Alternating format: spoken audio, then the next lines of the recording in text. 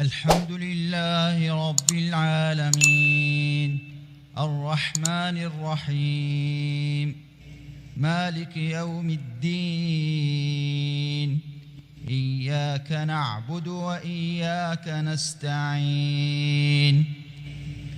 اهدنا الصراط المستقيم صراط الذين أنعمت عليهم غير المغضوب عليهم ولا الضالين.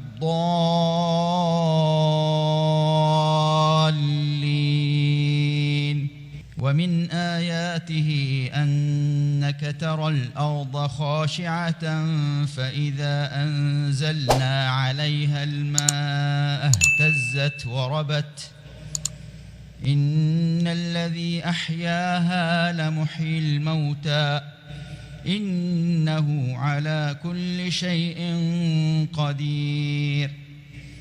إن الذين يلحدون في آياتنا لا يخفون علينا أفمن يلقى في النار خير أم من يأتي آمنا يوم القيامة اعملوا ما شئتم إنه بما تعملون بصير.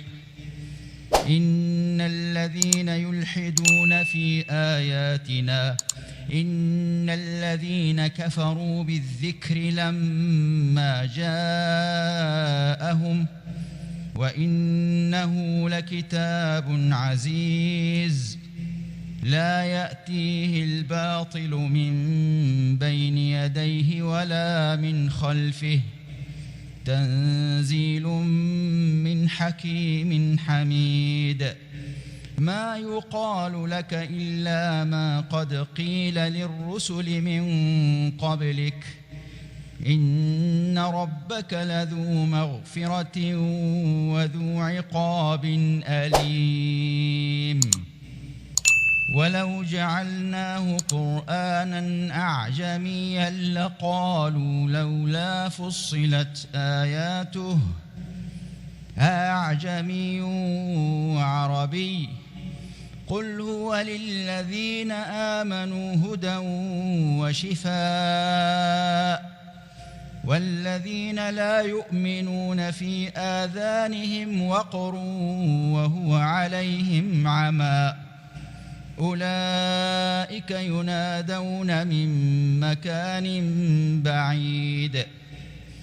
ولقد آتينا موسى الكتاب فاختلف فيه ولولا كلمة سبقت من ربك لقضي بينهم وإنهم لفي شك منه مريب. من عمل صالحا فلنفسه ومن أساء فعليها وما ربك بظلام للعبيد.